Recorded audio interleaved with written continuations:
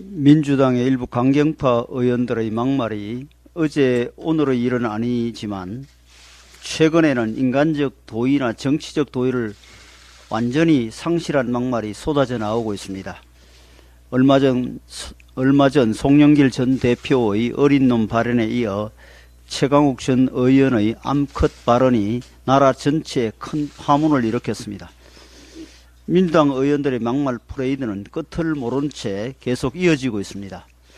그저께는 모 의원이 친명 성향의 유튜브 채널에 나와 헌법이 규정한 탄핵 얘기를 안 하면 오히려 직무유기라며 탄핵하면 무슨 큰 난리라도 납니까? 라고 말했다고 합니다.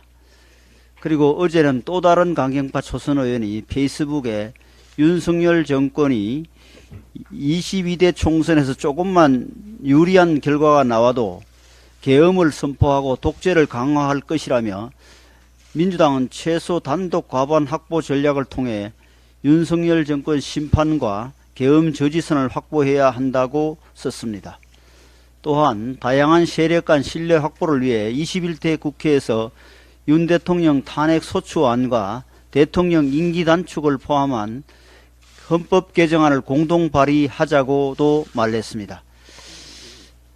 윤석열 정부가 계엄을 선포할 것이라니 도대체 현실 인식이 얼마나 왜곡되어 있으면 이런 터무니없는 생각을 할 수 있는지 정말 기가 막힙니다.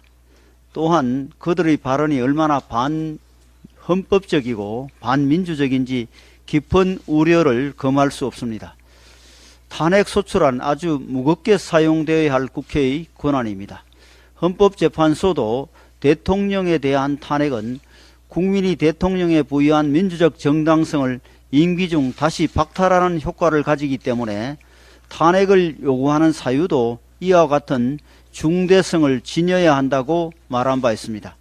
하지만 민주당 의원들은 탄핵을 대선 불복, 국정운영 발목잡기, 수사방해를 위한 도구로 여기고 헌법과 법률에 대한 중대한 위배가 없는데도 마구 휘두르고 있습니다. 헌법은 국민이 합의한 국가의 최고 정치 규범으로 헌법 개정도 광범위한 국민적 동의가 있을 때 행해져야 할 국가 최고 중대사 중의 하나입니다. 하지만 민주당 강경파에게는 탄핵과 개헌이 한낱 정쟁과 정치공학의 도구에 지나지 않습니다. 국회의원 각자가 헌법기관이라고 하지만 이렇게 헌법을 무시하는 사람들을 어떻게 헌법기관이라 부를 수 있겠습니까? 문제는 대한민국 헌법과 의회 민주주의마저 권력 정치의 도구로 삼으려는 이러한 발상이 민주당 강경파 의원들에게만 국한되는 것이 아니라는 점입니다. 이들 주위에는 또한 개딸이라고 불리는 극단적 추종자 집단이 포진해 팬덤 정치를 형성하고 날이 갈수록 민주당의 비민주화를 심화시키고 있습니다.